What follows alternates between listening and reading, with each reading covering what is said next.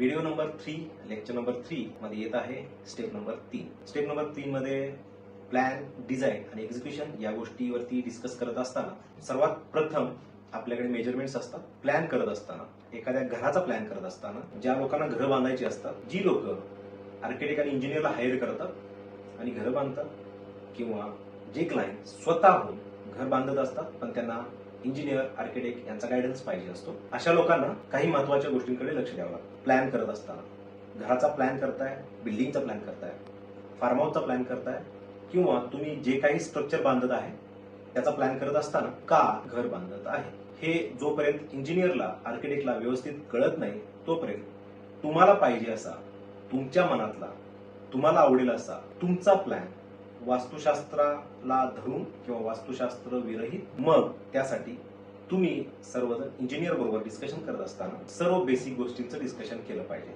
त्यामध्ये प्लॅन मध्ये तुम्हाला किती BHK घर बांधायचं आहे, सर्वात महत्वाची गोष्ट फॅमिली स्ट्रक्चर काय आहे, फॅमिलीमध्ये तुमचं प्रोफेशन काय आहे, डिझाईन करत असताना प्रोफेशन बरोबर तुमचा व्यवसाय काय आहे, तुम्ही शेतकरी आहात का व्यावसायिक आहात का प्रोफेशनल कोणत्या सर्व्हिसला आहात का डॉक्टर आहात, अशा अनेक गोष्टींवरती तुम्ही डिस्कशन केलं पाहिजे.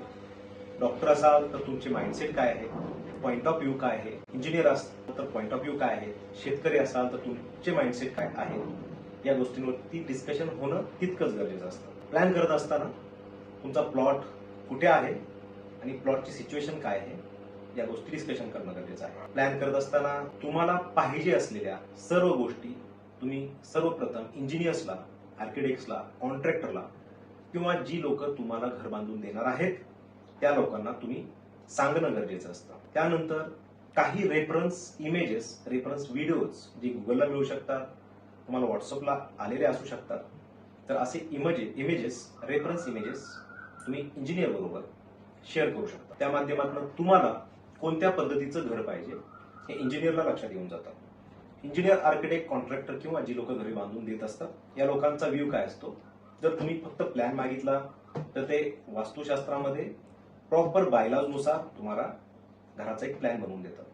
पण जर तुमचे व्ह्यूज कळले, ज्या लोकांना घर बांधून घ्यायचं आहे त्यांचे व्ह्यूज कळले तर अजून चांगल्या पद्धतीचा प्लॅन तयार होऊ शकतो. इंजिनियर, आर्किटेक्टना अजून चांगल्या पद्धतीचं डिझाईन करून देता येतं. यामध्ये तुम्हाला मॉडर्न डिझाईन पाहिजे, स्ट्रक्चरल डिझाईन कोणतं पाहिजे, बॉक्स एस्थेटिकली डिझाईन कोणतं पाहिजे, इलेव्हेशन्स कोणते पाहिजे, त्याच्यामध्ये स्टोन इफेक्ट्स द्यायचे आहेत का, इंटरनल स्पेसिफिकेशन हा वेगळा पार्ट आहे. पण जेव्हा तुम्ही घर बांधत असता त्याचं त्या इलेव्हेशन प्लस प्लॅन या दोन गोष्टींवरती फोकस करणं गरजेचं असतं. प्लॅन करत असताना इलेव्हेशनचा विचार करावाच लागतो, विंडचा विचार करावा लागतो, रोडचा विचार करावा लागतो, आजूबाजूच्या स्पेसचा विचार करावा लागतो.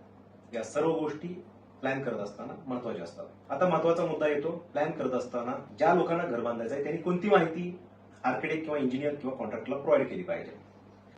प्लॉटचा एरिया, फॅमिली स्ट्रक्चर, तुमची नीड, तुम्हाला पाहिजे असेल ते स्ट्रक्चर, रेफरन्स इमेजेस, आणि त्याचबरोबर भविष्यात जाऊन काही एक्सटेन्शन करण्याचं प्लॅनिंग असेल, काही चेंजेस करण्याचं प्लॅनिंग असेल तर त्या पद्धतीचे रेफरन्सेस. त्यानंतर इंजिनियर्स किंवा आर्किटेक्ट किंवा कॉन्ट्रॅक्टर्स आपल्याला विचारू शकतात घर कोणत्या पद्धतीचं बांधायचं आहे किंवा घर कोणत्या इलेव्हेशन स्ट्रक्चरल डिझाईन मध्ये आपणास पाहिजे आहे किंवा घराचं डिझाईन आपणास कोणत्या पद्धतीचं पाहिजे आहे. हे डिझाईन बद्दल विचारल्यानंतर इंजिनियर आपणास, आर्किटेक्ट विचारू शकतात वास्तुशास्त्रामध्ये घर आपणास पाहिजे आहे का नको आहे. बऱ्यापैकी सर्वजण वास्तुशास्त्र धरूनच घर बांधण्याचा प्रयत्न करत असतात. काही लोकांना डिझाईनवरती फोकस असतो, काही लोकांचं वास्तुशास्त्रावरती फोकस असतो. या गोष्टी जेव्हाच्या तेव्हा क्लिअर करणं गरजेचं असतं. साईट सिच्युएशन नुसार तुमच्या घराची सॉइल कंडिशन काय आहे हे पाहणं गरजेचं असतं. त्यानंतर इंजिनियर, आर्किटेक्ट, कॉन्ट्रॅक्टर आपल्याला विचारू शकतात की आपल्याला प्लिंथ लेवलची हाईट किती पाहिजे, म्हणजे फाउंडेशन लेवल जी असते त्याची हाईट किती पाहिजे. त्यानंतर लिंटेल लेवल कोणत्या पद्धतीची पाहिजे, मॉडर्न विंडोज आपल्याला पाहिजे आहेत का, रेग्युलर विंडो पाहिजे आहेत का, तुमच्या डोक्यामध्ये काय विंडोज स्ट्रक्चर आहे का, या पद्धतीची माहिती आपणास क्लायंटकडून घेणं महत्वाचं असतं किंवा क्लायंटनं इंजिनियर, आर्किटेक्ट, कॉन्ट्रॅक्टनं देणं महत्वाचं असतं. यानंतर विंडोचे स्पेसिफिकेशन्स वरती डिस्कशन सुरुवातीला झालं पाहिजे. त्यानंतर लिंटेल लेवल आपण कोणत्या ठेवू शकतो, त्यानंतर स्लॅब लेवल आपल्याला स्लॅबची हाईट कोणती पाहिजे, पॅरापेटचं डिझाईन कशा प्रकारचं पाहिजे, या गोष्टी सुरुवातीला आपण डिस्कस करू शकतो. इंजिनियर्स आर्किटेक्ट आपल्याला विचारू शकतात. या गोष्टी महत्वाच्या असतात. घराची इलिव्हेशन कोणत्या पद्धतीचं पाहिजे, कुठं ऑफसेट पाहिजे, सेप्टिक टँक आपणास कोणत्या ठिकाणी पाहिजे, वास्तुशास्त्रानुसार कुठे येऊ शकते, हे डिस्कशन होणं महत्वाचं आहे. टॉयलेट बाथरूमच्या स्पेसेस, पोझिशन्स कुठे असाव्यात, कुठं नसाव्यात, याच्यावरती डिस्कशन झालं पाहिजे. स्टेअर केस कुठं पाहिजे, कुठं नको आहे. स्पेसिफिक आपणास जर एखादी स्टेअर केस अशा पद्धतीनं किंवा वेगळ्या पद्धतीनं पाहिजे असेल तर त्याचं डिस्कशन होणं गरजेचं आहे. किचन कोणत्या पद्धतीचं पाहिजे, मॉड्युलर किचन पाहिजे का रेग्युलर किचन पाहिजे का किचन मध्ये आपणास काही वेगळ्या पद्धतीचे डिझाईन्स बनवायचे आहेत. देवघर करत असताना देवघरासाठी स्पेशल जागा आपणास गरजेची आहे का किचन मध्ये किचनच्या ओट्याच्या बाजूला आपल्याला डिझाईन करायचं आहे का हॉलमध्ये डिझाईन करायचं आहे का स्पेसिफिक वेगळं डिझाईन पूजाघरसाठी आपल्याला बनवायचं आहे. या गोष्टी डिस्कशन होणं गरजेचं आहे. प्लॅन करत असताना आपल्याला कबर्ड्स, कपाट आतमध्ये घ्यायचे आहेत का बाहेर घ्यायचे आहेत, यावरती डिस्कशन सुरुवातीला प्लॅन बनवायच्या आधी होणं गरजेचं आहे. कारण त्या रेफरन्सेसनुसार प्लॅन बनवले जातात, त्या रेफरन्सेसनुसार डिझाईन तयार केलं जातं, त्या रेफरन्सेसनुसार आपले इलिव्हेशन्स तयार केले जातात, त्यानुसार ऑफसेट सुटतात, त्यानुसार आपल्याला स्ट्रक्चरल डिझाईन बनावं लागतं, स्टील डिझाईन बनावं लागतं. सॉइलच्या कंडिशननुसार आपल्याला तिथलं फुटिंगचं डिझाईन, ह्या अनेक गोष्टी असतात. त्यामुळे या गोष्टीकडे जास्त प्रामुख्यानं लक्ष दिलं पाहिजे.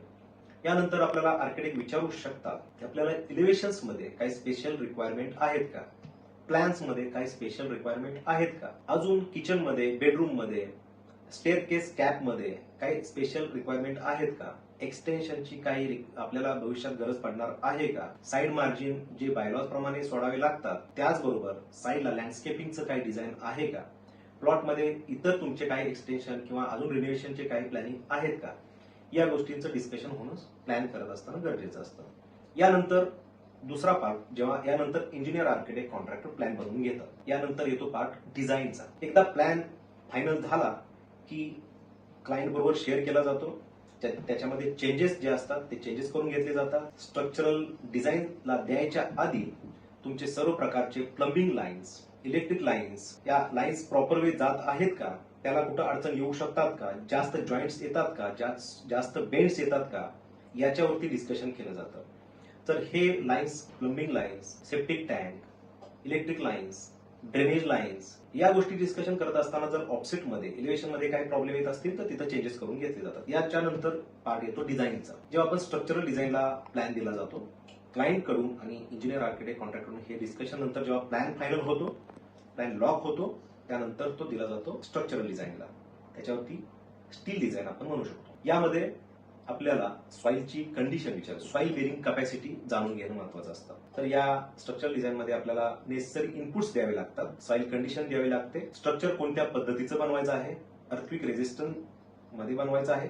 अर्थक्विक रेझिस्टन्सला जर आपण स्ट्रक्चर बनवत असेल, सिस्मिक रेझिस्टन्सला जर स्ट्रक्चर बनवत असेल तर त्याची डिझाईन्स वेगळी राहतात. रेग्युलर डिझाईन्स बनवायचं असेल तर त्याची डिझाईन्स वेगळी राहतात. या डिस्कशनचे पॉईंट आहेत हे आपण सुरुवातीला घेतले पाहिजेत.